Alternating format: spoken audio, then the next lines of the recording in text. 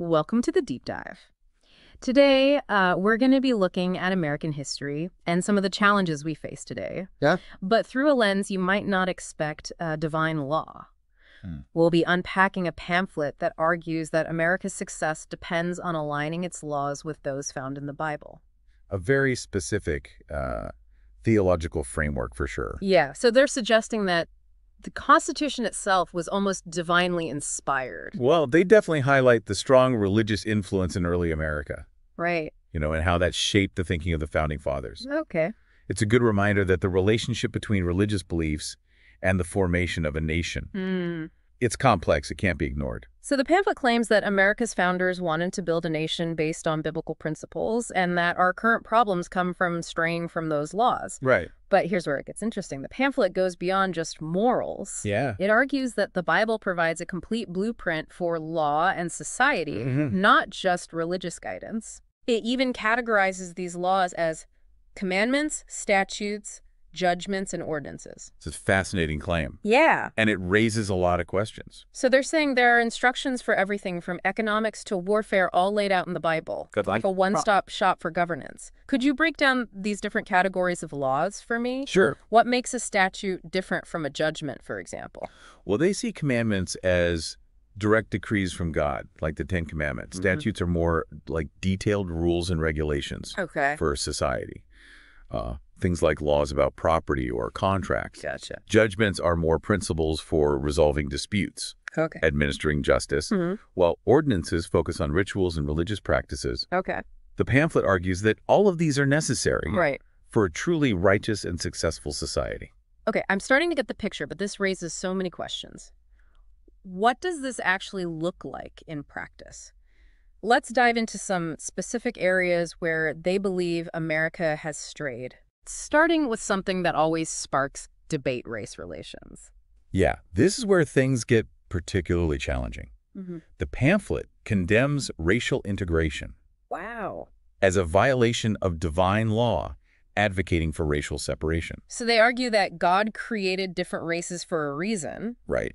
and that mixing races leads to social unrest. They believe that racial separation is part of God's divine order for humanity. Okay. They even go as far to suggest that the government should negotiate the return of Black Americans to Africa.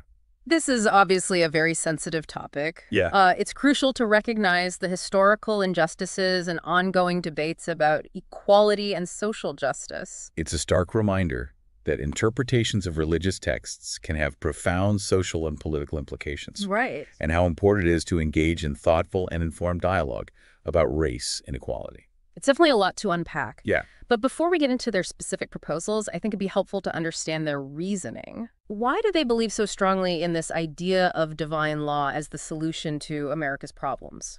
What's the underlying logic here? Well, they believe that America's departure from divine law is the root cause of many modern problems. Okay. They see it as a rejection of God's plan for humanity, Okay. leading to moral decay, social unrest, and ultimately national decline. So it's not just about specific policies, it's about a whole way of seeing the world, a framework for understanding why things are the way they are. Exactly. They believe that returning to divine law is the only path to restoring America's greatness. Yeah. It's a call to action rooted in a deep conviction that God's laws are the ultimate source of truth and justice. All right, now that we've got a sense of their worldview and their core argument, let's get into the nitty-gritty. Okay. What are some of the specific ways they propose replacing American law with biblical law? I'm particularly curious about their economic ideas. Yeah. They seem to have a very strong stance against capitalism. They call for a complete overhaul of the financial system, starting with abolishing the Federal Reserve, which they see as the root of all economic evil. They're not holding back. They're basically saying the entire system is rigged against the average person. Can you break down their reasoning? They see capitalism with its focus on profit and individual gain Right. as inherently incompatible with biblical principles. Okay. They believe it leads to greed, exploitation, and a widening gap between the rich and the poor. Their biggest target is the Federal Reserve, which they accuse of manipulating the money supply and trapping people in debt. Hold on, can we pause for a second? Sure. For those of us who aren't economists, Yeah. can you quickly explain how the Federal Reserve even works? I think it would help to understand why they're so against it. You got it in simple terms. The Federal Reserve is America's central bank. It controls the money supply and interest rates, trying to keep the economy stable. Right. But the pamphlet argues that it creates money out of thin air, lends it out at interest, and forces the government and citizens into debt. Okay. They claim that this debt money enriches bankers at the expense of everyone else. So they're advocating for a complete restructuring of how money works. Exactly. Wow. They want to abolish the Federal Reserve, nationalize all banks, and make charging interest a crime. Wow. They believe that money should be issued by the government interest-free. Okay. And a service fee should be the only cost associated with borrowing. That's a pretty radical departure from how things work now. It almost sounds like they want to go back to a barter system. Yeah. But they do make a point about the negative consequences of debt and inflation. It's definitely a perspective worth considering, even if you don't agree with their proposed solution. Okay. It makes us question the role of debt in our economy. Right. And whether there might be alternative financial systems. This is already making my head spin. I can't wait to hear what they have to say about taxes. Oh, they definitely have some ideas there. Knowing them, they probably have some pretty unconventional ideas there, too. You ready for the tithe? Okay. A flat 10% income tax based on the biblical principle of giving a tenth of your income to God. Okay. They argue that this system is fair, equitable, and eliminates loopholes. No exemptions, no deductions, just 10% for everyone. That's quite a departure from our current tax code, which is notoriously complex. Right. But wouldn't a flat tax like that disproportionately impact those who earn less? That's a good question. And would it even generate enough revenue to fund all the essential services the government provides? Those are some of the big questions surrounding their proposal. Yeah. It raises issues about economic fairness and the role of government. Right. Would it truly be a more just system, or would it exacerbate inequality? How would it affect government programs like healthcare, education, and Social Security? Yeah. These are all things to think about. I can already see this sparking some heated dinner table conversations. Okay, so we've got a glimpse into their radical economic ideas, which are rooted in their interpretation of biblical principles. But what about other areas of law? What do they have to say about crime and punishment? Fasten your seatbelts, because they're about to take us on a wild ride through the world of biblical justice. I'm ready. They call for strict and literal application of biblical law, including restitution, capital punishment, and even public punishments. Wait, public punishments? Like, well, are we talking about bringing back the stocks? Well, they believe that modern justice systems are too lenient and fail to deter crime effectively. Their proposals raise serious questions about the nature of justice and how punishment should be administered. So they're advocating for a return to an eye for an eye and a tooth for a tooth. That's pretty intense. What are some specific examples of how they want to apply these ancient laws? For starters, they argue that thieves should not only face legal penalties, but also be required to pay back 4 to 5 times the value of what they stole as a form of restitution to the victim. Okay. And for crimes like murder, rape, and adultery, they advocate for the death penalty with no exceptions. Wow. They believe that these harsh punishments are necessary to deter crime and uphold God's justice. It definitely feels like a very different approach to justice compared to what we're used to in modern society. It raises a lot of questions about proportionality, rehabilitation, and the potential for abuse. Absolutely. Yeah. It's a stark reminder of how different cultures and historical periods have approached the concept of justice. Right. You know, we've come a long way in terms of recognizing individual rights and emphasizing rehabilitation. But this pamphlet forces us to reconsider those values and ask ourselves what the purpose of punishment truly is. It's definitely a lot to process. But before we spiral down that rabbit hole, let's switch gears and talk about their views on the military. Okay. Knowing their emphasis on biblical principles, I bet they have some strong opinions there, too. You know, they argue for mandatory military training for all young men. Wow. Drawing inspiration from ancient Israel, where military service was a civic duty. They believe that this would instill discipline, patriotism, and preparedness in the nation's youth. Wow. Mandatory military service for all young men. That would certainly be a controversial proposal in today's America. It would. I can already imagine the debates about individual freedom and the role of government that would erupt. It definitely raises important questions about the balance between individual liberties and national security. Right. It would be a major shift in our societal values and how we view the role of the military in our lives. It seems like they're advocating for a much more militaristic society, Right. one that prioritizes strength and self-reliance. Yeah. But what about their foreign policy views? Wow. Do they want to build a fortress America and isolate ourselves from the rest of the world?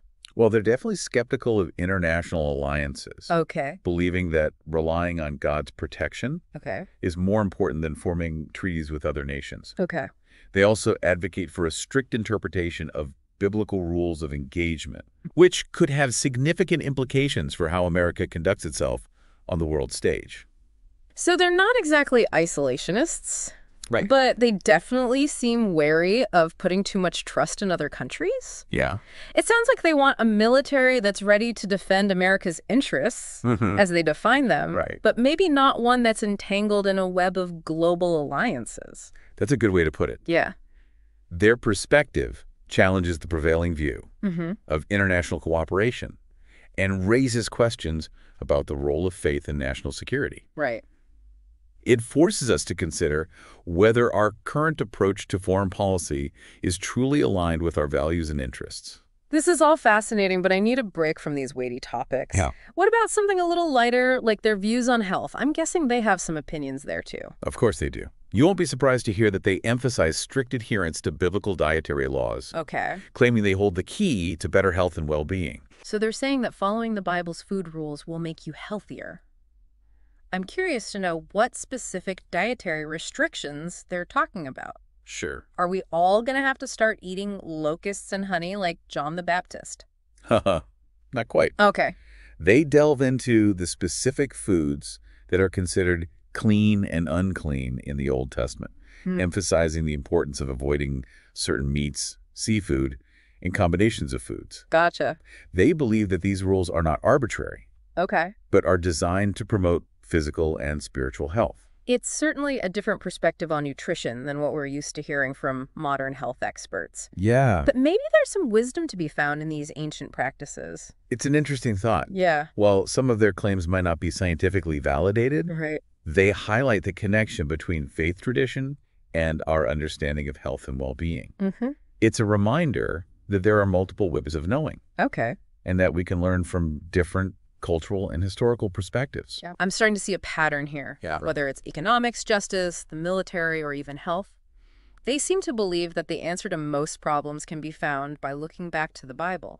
Exactly. Their worldview is deeply rooted in the belief that God's laws provide a blueprint for a just, prosperous, and healthy society. Okay. They see America's current challenges as a consequence of straying from those divine principles.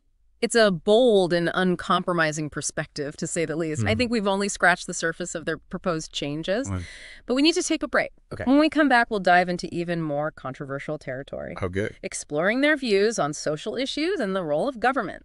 Stay tuned for part 2 of our deep dive. Sounds good. Welcome back to the deep dive. Last time we kind of laid the groundwork, Right. exploring this pamphlet's core argument that America's success hinges on aligning its laws with divine law. Okay. That's found in the Bible. We got a taste of their radical economic ideas Yeah. and their call for a stricter, more biblically based justice system. That's right. Now let's dive into some of the more nuanced and perhaps even more controversial Okay. aspects of their vision. I'm ready to go deeper. I'm particularly curious about their views on social issues. Okay. They've already touched on race relations, but I'm sure there's a lot more to unpack there. You're right. Their perspective on race is just the tip of the iceberg. Go ahead. They have strong opinions on a wide range of social issues, all filtered through their interpretation of biblical principles. For example, they believe that marriage should be strictly defined as a union between one man and one woman, Okay. based on their reading of Genesis. So they're firmly opposed to same-sex marriage. Absolutely. Yeah. They see it as a violation of God's design for marriage and family. Okay. They argue that the traditional family structure with a father, a mother, and children is the foundation of a healthy society, Right. and that any deviation from that model undermines social order and morality. That's certainly a traditional viewpoint. It aligns with a particular interpretation of religious texts, but it clashes with the growing acceptance of LGBTQ+ rights and the evolving definition of family in modern society. Exactly. This highlights the tension between deeply held religious beliefs and the changing social landscape. Yeah. It raises complex questions about how we navigate these differences in a pluralistic society. Speaking of changing social landscapes, what about their stance on abortion? I can only imagine they have some pretty strong convictions there. You guessed it, they are vehemently opposed to abortion, viewing it as the taking of innocent life. They cite passages from the Bible that they believe affirm the sanctity of life from conception, arguing that abortion is a grave sin. Their stance on abortion is certainly consistent with their overall worldview. They emphasize the absolute authority of biblical law. And in their interpretation, that law clearly prohibits abortion. It's important to acknowledge that this is a deeply personal and often divisive issue. Yes. There are a wide range of views on abortion. For sure. And this pamphlet represents just one perspective among many. It's definitely a reminder that even when we're exploring a seemingly fringe worldview, we're touching on topics that are at the forefront of public discourse and have real-world implications. Absolutely. And that's what makes these deep dives so fascinating. We're not just exploring abstract ideas. We're grappling with issues that affect people's lives in profound ways. Okay, so we've talked about their views on race, marriage, and abortion. What other social issues do they address? Their views extend to areas like education and entertainment as well. They believe that education should be grounded in biblical principles with a strong emphasis on moral character development. They criticize what they see as a secularization of education, arguing that it's led to a decline in moral values and a rise in social problems. So they'd be in favor of school prayer and teaching creationism in science class. It sounds like they'd like to see a return to a more religiously infused approach to education. That's a good summary. They believe that separating faith from education has had detrimental effects on society. They want to see a return to what they view as a more holistic approach. Where religious values are integrated into all aspects of learning. That would definitely be a major shift from the current public education system. It would. Which is largely secular in nature. I can only imagine the legal and societal battles that would ensue if such a change were attempted. It would certainly be a contentious issue. It raises fundamental questions about the separation of church and state. And the rights of parents to choose how their children are educated. Speaking of things that would spark controversy, what about their views on entertainment? I'm guessing they're not big fans of reality TV and violent video games. You're right. On the money, they condemn what they see as the corrupting influence of modern entertainment, arguing that it desensitizes people to violence, promotes immorality, and distracts from more wholesome pursuits. So they're advocating for censorship and a return to more family-friendly entertainment. They definitely believe that society needs to be more discerning about the types of entertainment it consumes. They argue that exposure to violent or sexually suggestive content can have negative psychological and spiritual effects. They would likely support stricter regulations on the media and entertainment industries. That's certainly a far cry from the anything goes attitude that permeates much of modern entertainment. It seems like they long for a simpler time when values were more clearly defined and upheld. They do seem to have a romanticized view of the past. They believe that America has strayed from its moral foundations. And that a return to traditional values as they interpret them is the key to solving many of society's problems. It's a perspective that resonates with a certain segment of the population, particularly those who feel disillusioned with the rapid pace of social change and the perceived decline of morality in modern society. That's a good point. Their worldview taps into a sense of nostalgia and a longing for a time when things seemed more certain and values were more universally shared. We've covered a lot of ground on their social views. It's clear that they advocate for a society that's deeply rooted in their interpretation of biblical principles. Right. But what about the role of government in all of this? Okay. How do they envision the government putting these ideas into practice? That's a great question. It's one thing to advocate for a set of values. Right. But it's another thing entirely to translate those values into concrete policies and laws. Right. Let's explore how they envision the government playing a role in shaping this biblically based society. Sounds good to me. Let's get into the nitty-gritty of how they see the government functioning in their ideal world. They believe that the government's primary responsibility is to uphold divine law. Okay. And ensure justice as they define it. for all citizens. They see the government as a tool for enforcing God's will. Okay. And arguing that a nation that honors God will be blessed with prosperity and security. That's a very different perspective from the secular approach to government. It is. That many modern democracies embrace. Yeah. It raises all sorts of questions about religious freedom, individual rights, and the potential for the government to impose a particular set of beliefs on its citizens. Those are crucial considerations. Yeah.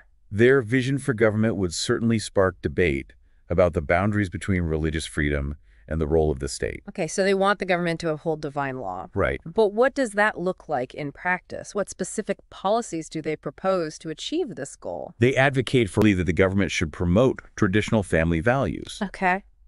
By enacting laws that support marriage between one man and one woman, restrict access to abortion, right, and encourage religious education. So they see a very active role for the government in shaping social norms and moral behavior. Absolutely. They don't believe in a hands-off approach. Right. They see the government as having a responsibility to actively promote what they consider to be righteous living. That's a stark contrast to the libertarian philosophy that emphasizes individual liberty and limited government intervention. Exactly. They have a much more communitarian view, believing that the government has a duty to protect and promote the moral fabric of society. It's interesting how their worldview combines elements of social conservatism with a strong belief in the government's role in enforcing those conservative values. Right. It's a unique blend of ideology that challenges conventional political categories. It's definitely a perspective that defies easy categorization. Yeah. They draw inspiration from various sources, weaving together threads of religious fundamentalism, social conservatism, and a belief in a strong, morally guided government. It's a potent mix of ideas. Yeah. And it's one that we need to understand if we want to engage in meaningful conversations about the role of religion values and governance in our society. Well said. It's a reminder that even seemingly fringe perspectives can offer valuable insights and challenge our assumptions.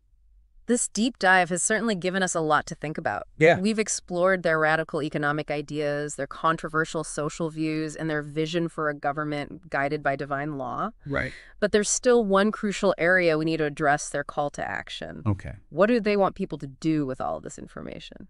That's a great question, and it's one we'll delve into when we return for the final part of our deep dive. Stay tuned to find out how they envision their vision for America becoming a reality. Welcome back to the deep dive. We've spent the last two parts unpacking this pamphlet's bold vision for America, a nation governed by divine law. We've explored their radical economic ideas, their controversial social views, and their vision for a government guided by divine law. But there's still one crucial area we need to address: their call to action. What do they want people to do with all of this information? They're not just armchair theorists. Okay. They're calling for a grassroots movement to restore America to what they believe is its rightful foundation. So they're not just content with writing pamphlets and preaching to the choir. They actually want to see these changes implemented in the real world. Absolutely. They believe that America has strayed so far from God's plan that only a radical transformation can save it. They urge readers to become active participants in this movement, to spread the message far and wide, and to advocate for the adoption of divine law as the law of the land. It's a bold and ambitious goal, to say the least. They're essentially calling for a spiritual and political revolution. They believe that the stakes are incredibly high. They see America's future, and perhaps even the fate of the world, hanging in the balance. It's a powerful message, one that's likely to resonate with people who feel disillusioned with the current state of affairs and long for a return to what they perceive as a more moral and righteous society. It's important to remember that this pamphlet represents just one perspective among many, but it's a perspective that we need to understand, particularly in a country where religion and politics are often intertwined. It's a reminder that ideas have power, especially when they tap into deeply held beliefs and anxieties. Exactly. This deep dive has been an exploration of a particular worldview, a way of seeing the world through a very specific lens. It's been a journey into the heart of a belief system that challenges many of the assumptions we hold dear in modern society. It's forced us to confront uncomfortable questions about the role of religion in public life, the limits of individual freedom, and the meaning of justice. It's been a wild ride, to say the least. But as we wrap up this deep dive, I'm left wondering, what does this all mean for us, the listeners? How do we make sense of this perspective and its implications in our own lives? That's the million-dollar question. There are no easy answers, and ultimately, each of us has to grapple with these ideas and come to our own conclusions. Perhaps this deep dive has sparked a desire to delve deeper into some of these issues, to research different perspectives, and to engage in thoughtful conversations with others. That's what we hope for. After all, the goal of the deep dive is not to tell you what to think, but to equip you with the knowledge and tools to think critically for yourself. And to encourage you to engage with the world around you with curiosity, open-mindedness, and a willingness to challenge your own assumptions. We've only scratched the surface of this complex and fascinating topic. For sure. But hopefully, this deep dive has given you a new lens through which to view the interplay of faith, politics, and society. Thanks for joining us on this thought-provoking journey. We'll see you next time for another deep dive into the world of ideas that shape our lives. Until then, keep exploring, keep questioning, and keep diving deep.